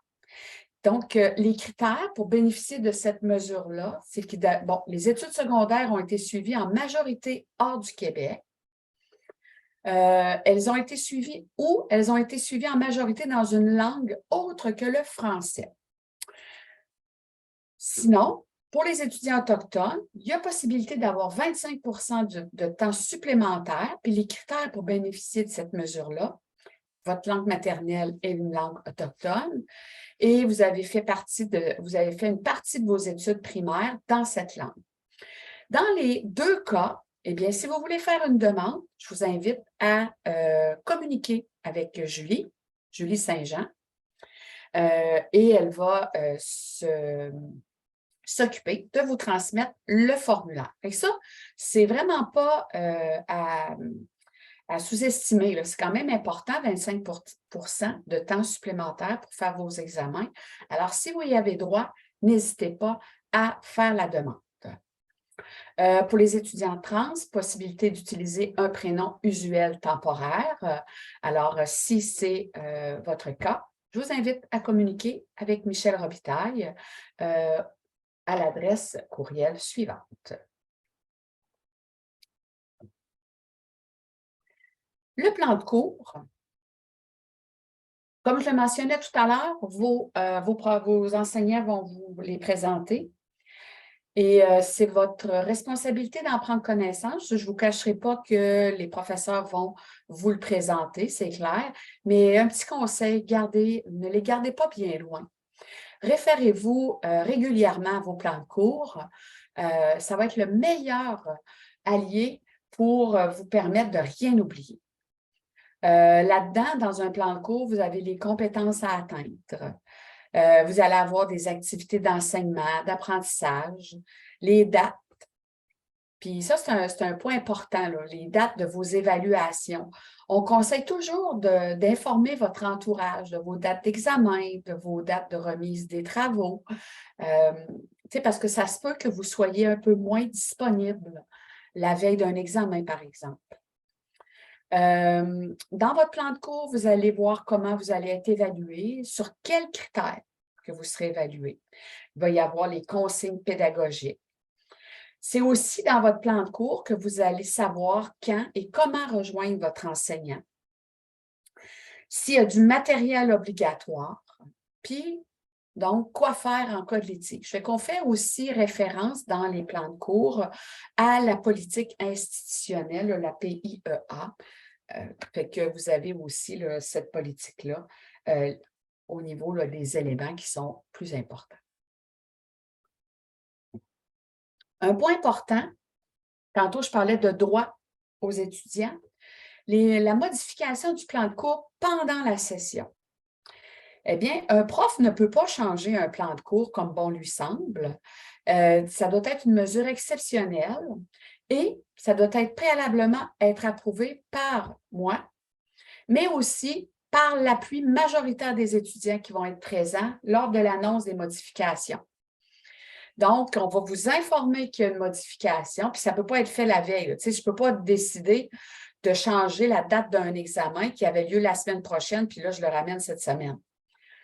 Il y a certaines choses qui ne peuvent pas être faites. Fait que ça, c'est la raison pour laquelle ça doit passer par moi en premier lieu, mais que ça doit aussi être autorisé par les étudiants. Fait que ça, c'est un point important. Puis, ça doit être, il doit y avoir un vote secret en classe ou à distance. Bien là, dans votre cas, c'est à distance. Et ça doit être anonyme. Fait que ça, je vous dirais que les professeurs sont bien au courant de ça. Surtout, vos enseignants sont des enseignants d'expérience, alors ils sont au courant de toutes ces informations. Tantôt, je vous parlais, j'allais revenir, plagiat, tricherie. Tout plagiat, toute tentative de plagiat ou toute collaboration à un plagiat ou à une tricherie est interdit et considéré comme une faute grave. Qu'est-ce qu'on entend par plagiat et tricherie? Donc, c'est s'attribuer intégralement ou en partie la production d'autrui, donc de quelqu'un d'autre. Et ça peut être du texte, une image, un document audio, vidéo.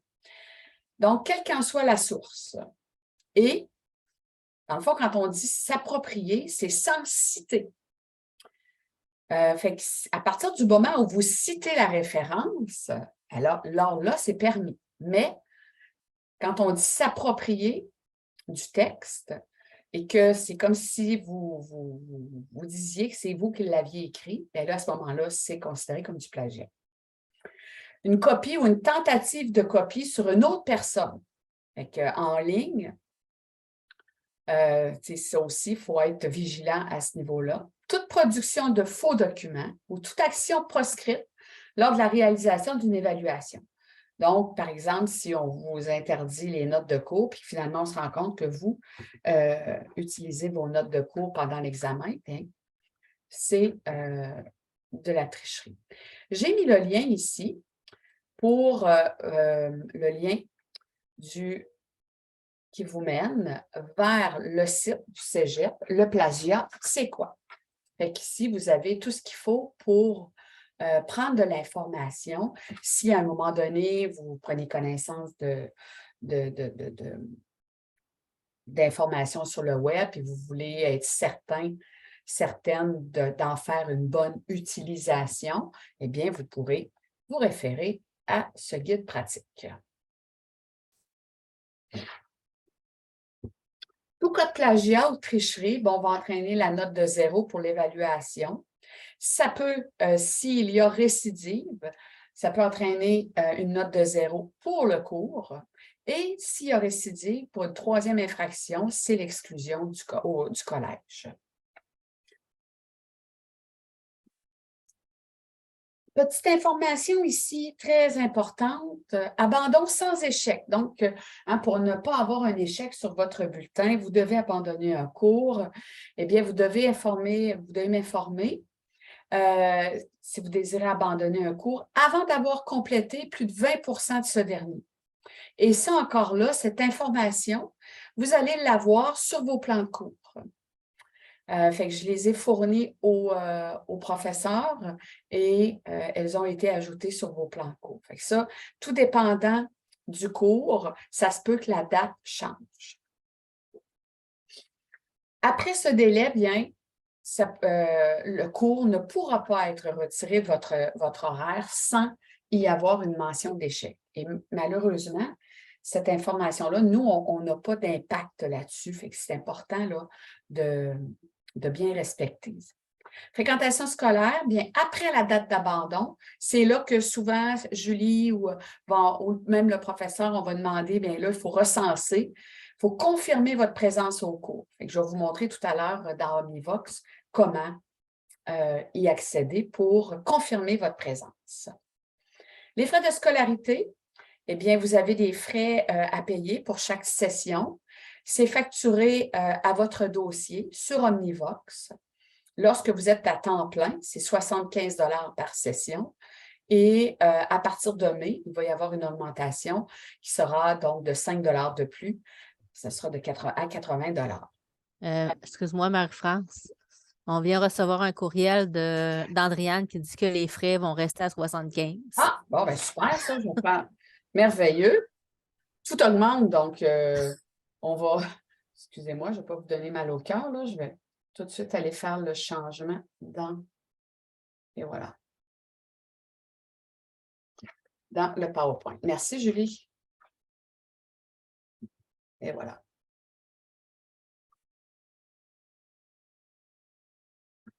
Donc, et là, ce n'est pas le cas.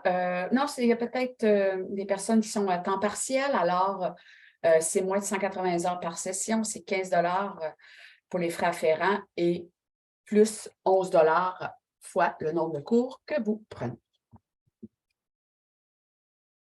Omnivox maintenant. Donc, Omnivox, c'est quoi? C'est la plateforme utilisée pour suivre vos cours. Alors, dans un premier temps, on va se rendre. Je vais me rendre. Voilà, j'avais déjà. Fait que vous pouvez ouvrir votre navigateur. Bon, moi, j'ai Google et j'ai dans l'espace de recherche, vous pouvez écrire Cégep Garneau Omnivox.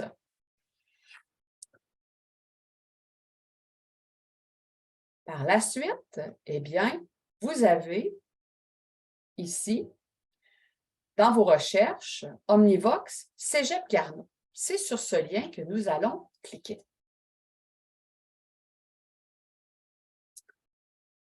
Assurez-vous d'avoir sélectionné ici « Étudiant ».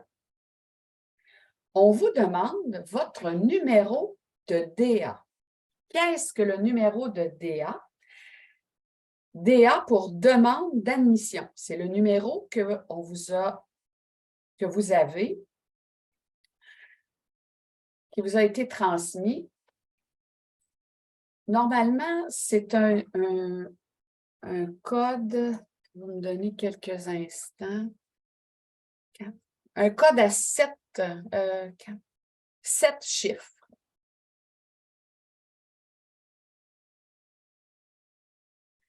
Les 2 premiers chiffres devraient commencer par l'année où vous avez fait du cégep. Fait que si, par exemple, pour le programme, c'est la première fois que vous vous inscriviez au cégep, votre code devrait commencer par 22. Si vous avez déjà été au cégep en 2019, bien les 2 premiers chiffres vont être le numéro 19. Et fait que là, fiez-vous pas à ce que vous voyez, parce que là, moi, je suis en tant qu'employé. Fait que ici, vous allez rentrer votre numéro de DA. Et par la suite, là, vous n'avez pas de mot de passe, ce qui fait que vous allez cliquer sur « Première utilisation ».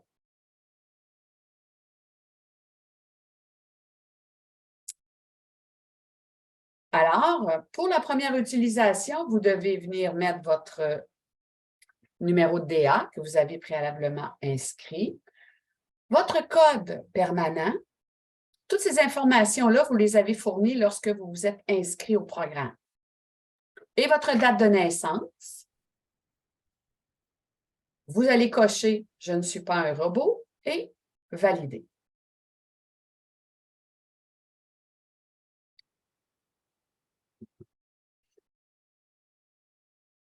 Est-ce que ça va pour toi, Philippe?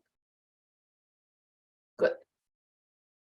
Donc là, moi, je vais revenir en arrière. Lorsque vous allez faire ça, maintenant, vous allez avoir accès à Omnivox. Là, je vais me connecter. Là, vous allez voir quelques différences entre mon Omnivox et le vôtre, mais quand même, là, vous allez être en mesure de me suivre. C'est long. OK.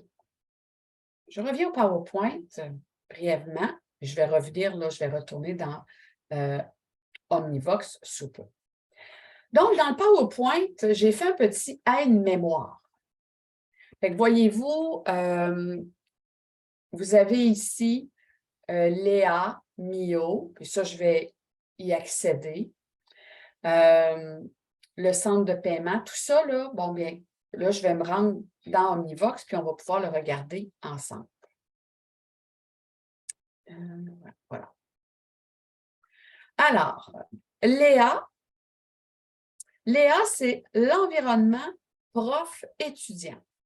Qu'est-ce que vous allez y retrouver? Vous allez retrouver vos résultats scolaires, certains messages que vos enseignants auraient pu vous envoyer, le suivi des absences, les documents de cours. Fait que je vais cliquer sur Léa.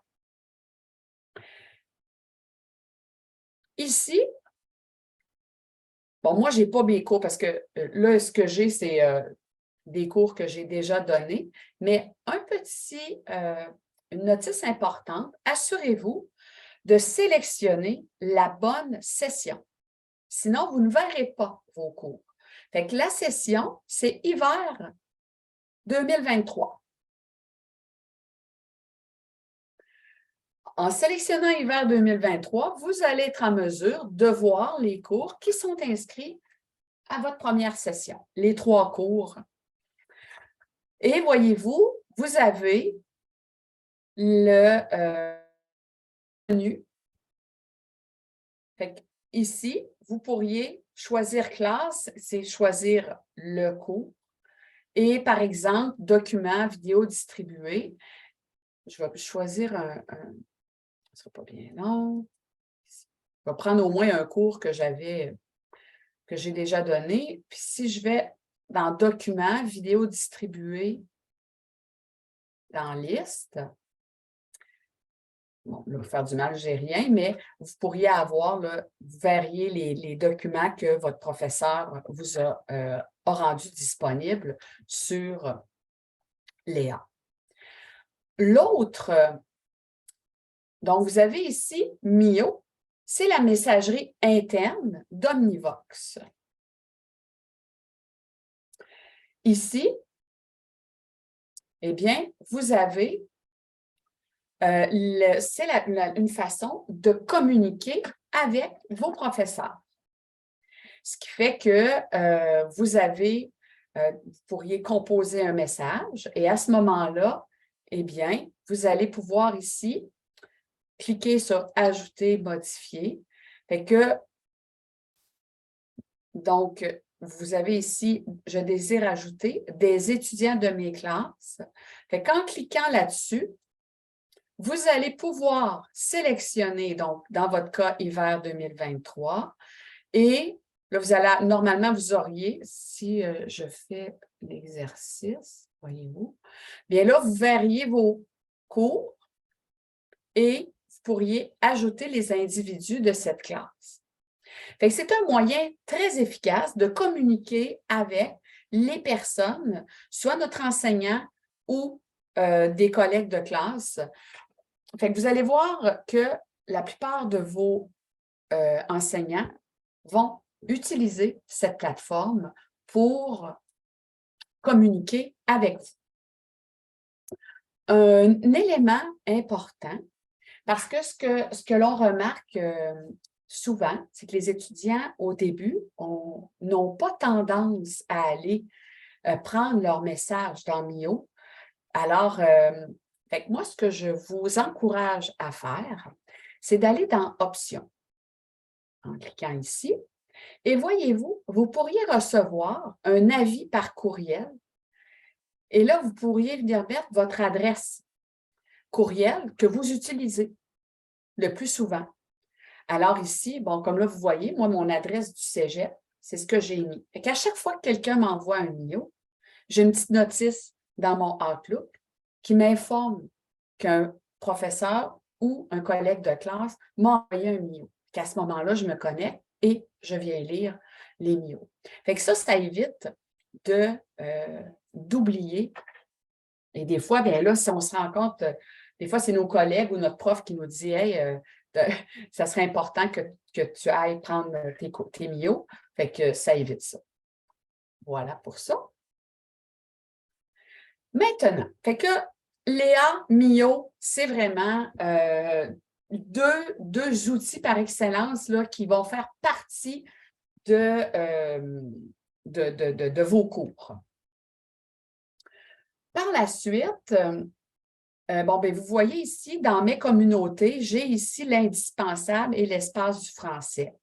Fait que je vous invite à venir là, prendre connaissance des différentes offres, informations qui se retrouvent dans Omnivox. Il y en a beaucoup.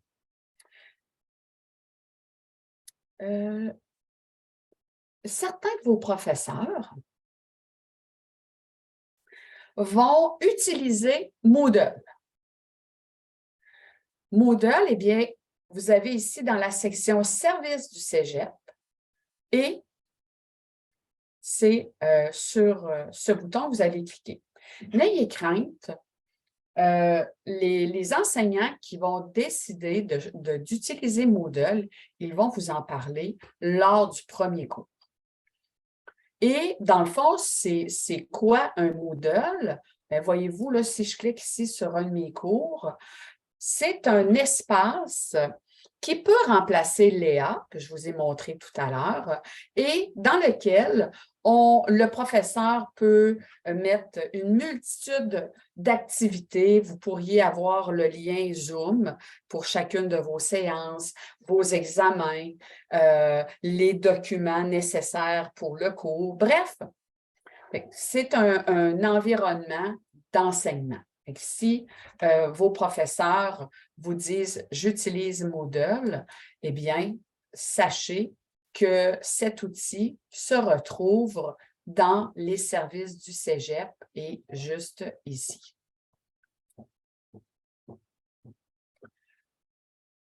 Vous avez ici l'intranet étudiant. En cliquant sur l'intranet étudiant, alors là, vous allez avoir une foule, entre autres, donc l'aide à la réussite, les règlements. Vous pouvez, en cliquant sur règlement, vous allez avoir tous les règlements, les politiques de notre collège.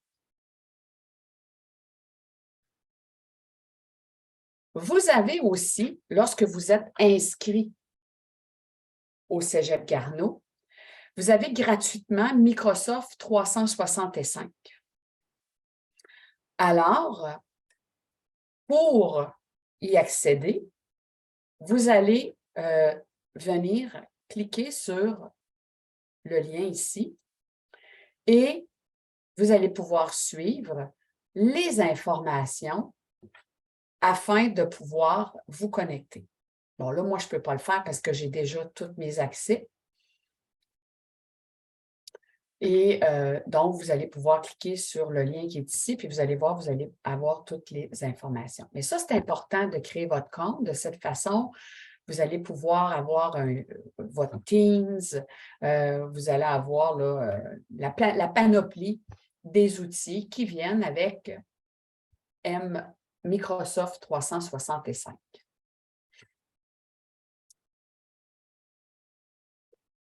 Je reviens à ma présentation. Et aussi, oui, c'est vrai, avec Microsoft 365, vous allez avoir Word, Excel, PowerPoint qui vont être nécessaires pour vos cours. J'ai fait ici une petite flèche dans la section Services Omnivox. Vous allez retrouver aussi là, Centre de paiement. C'est l'endroit que vous allez pouvoir utiliser pour payer votre session. Tantôt, je parlais de confirmer votre fréquentation scolaire. Eh bien, c'est juste ici. Donc, dans la liste, là, moi, je ne l'ai pas parce que je ne suis pas étudiante, mais dans la liste ici, vous devriez retrouver cette partie de la fréquentation scolaire. Vous allez aussi pouvoir voir votre horaire de cours. Fait que ça, votre horaire, ça se situe aussi dans les services Omnivox. Bon, moi, j'ai l'horaire, dans le fond, en cliquant sur le lien, vous allez pouvoir accéder à votre horaire de cours. Je sais que Julie vous a déjà envoyé un message vous informant de cela. C'est de cette façon que vous allez y accéder. Les relevés d'impôts pour vos études, eh bien, l'année prochaine, vous avez ici le relevé d'impôts. C'est à cet endroit, on ne les envoie plus par la poste. Moodle, je vous ai montré tout à l'heure dans la section services et aussi Office 365, comme je viens de vous le partager. Moodle, j'ai fait un bref aperçu. Les séances en ligne, principalement, c'est par Zoom. Les enseignants vont s'occuper de vous envoyer le lien ou les liens pour chacun de vos cours. Information importante concernant les cours à distance, la netiquette en classe, en ligne, pardon. Bien avoir une apparence appropriée. Donc, une apparence appropriée, porter une tenue appropriée, manger aux pauses seulement, prévoir un environnement de travail épuré et adéquat. Donc, ça, des fois, ce n'est pas toujours facile, mais il faut quand même porter une attention.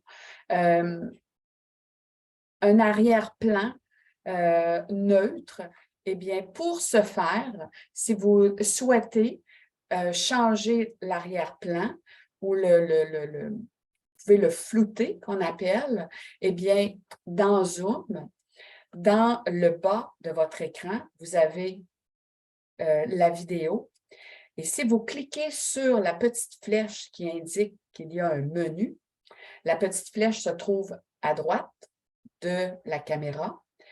Et là, vous avez flouté mon arrière-plan, ce qui permet donc de rendre flou derrière nous. Ou sinon, vous pourriez choisir un fond virtuel. Avec ça, un petit truc pour rendre l'arrière-plan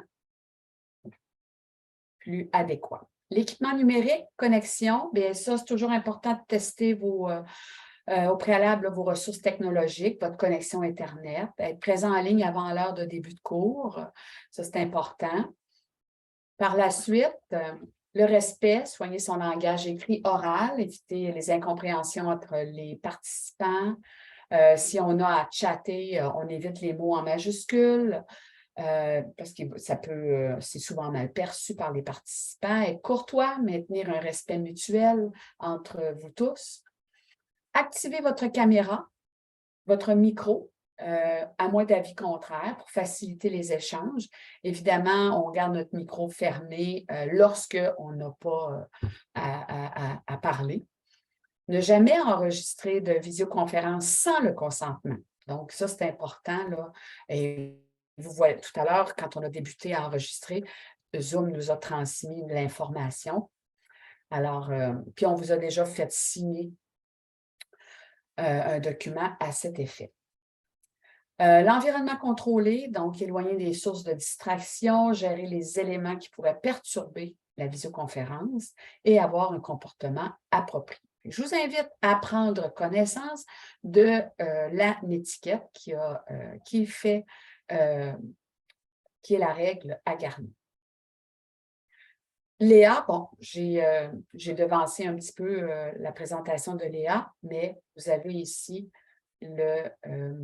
cet environnement que je vous ai parlé précédemment.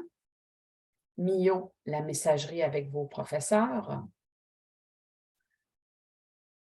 Office 365, Microsoft 365, ça aussi, je vous en ai parlé tout à l'heure. L'intranet, je vous en ai fait part tout à l'heure aussi. Donnez-moi 2 minutes. Je vais me rendre. Et donc, l'intranet, c'est ce que je vous ai montré ici, intranet étudiant. À ce moment-là, vous allez y accéder de cette façon.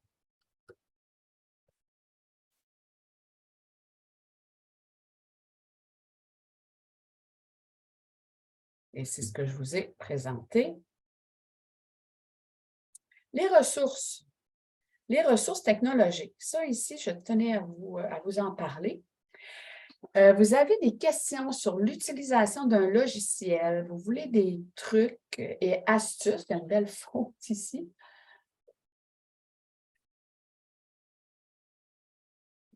Donc, des trucs, astuces pour vous aider dans vos études. Je vous encourage à cliquer sur Technopédago. Technopédago a été conçu suite au 13 mars 2020, lorsque la pandémie a vu le jour et que nous avons tous été à la maison. Alors là, le département des technologies de l'information a cru bon de rendre disponibles des capsules vidéo, entre autres. Mais écoutez, il y a vraiment beaucoup d'informations sur ce site. Et si, par exemple, je viens cliquer sur Garneau Pédago, bien là, je peux là, avoir... attendez un peu, c'est pas ça que je voulais vous montrer. Ressources technologiques. Ouais. Donc ici, si vous voulez la migration vers M365, vous pouvez cliquer là, vous allez avoir des capsules vidéo. Là, vous regardez, si on descend, parce que là, moi, je suis dans la page Accueil, eh bien, si je descends un peu plus bas, voyez-vous, j'ai différentes capsules pour vous donner quelques trucs là, pour donc Moodle, Microsoft Teams, Zoom. Fait que ça peut être fort utile. Fait que ça aussi, je vous encourage là, à venir ou explorer plutôt Technopédago. Vous allez avoir le lien dans la présentation que vous recevrez. Les comportements professionnels attendus en classe virtuelle, vous les avez signés. C'est en lien avec les valeurs de notre organisation, des valeurs de respect, d'engagement, de responsabilité et d'intégrité et honnêteté. Alors, s'il arrive pour quelque raison que ce soit une situation où vous devez être rencontré, bien, nous, la plupart du temps, on va faire référence au comportement professionnel que vous avez signé. Donc, vous êtes invités aussi à nous suivre sur notre Facebook et le Facebook, évidemment, du Cégep Garneau, mais principalement de la formation continue et du service aux entreprises. Pour terminer, eh bien, j'ai oublié d'enlever la notice en anglais, mais j'ai mis ici l'ordre du jour pour votre journée, deuxième journée d'accueil demain. Ce qui fait que, voilà, ça ressemble à cela.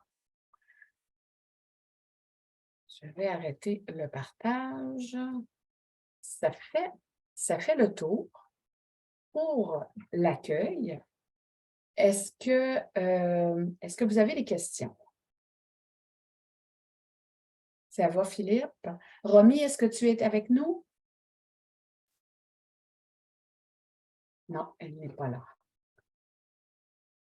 Bien, merci. Merci beaucoup pour cet accueil. Comme je l'ai mentionné, mais je tiens à le redire. S'il y a quoi que ce soit, des questions, ça ne va pas bien, vous pouvez entrer en communication avec moi ou Cheryl et ça va. Cheryl et moi, on se parle régulièrement, ce qui fait que autant elle que moi, on s'assure d'avoir une vision globale de notre groupe, ce qui fait qu'il ne faut surtout pas hésiter. Des fois, on a tendance à se dire « Ah, ça va revenir, je vais me reprendre au prochain examen, dans le prochain travail, ou je n'ai pas eu le temps d'étudier, je vais me reprendre. » Mais si on attend trop, bien, des fois, il peut être trop tard. Fait qu'aussi bien si on peut intervenir le plus rapidement possible, ça va faciliter la vie pour bien réussir votre formation. Et je vous souhaite la bienvenue dans ce beau programme qui, je souhaite, va répondre à vos attentes.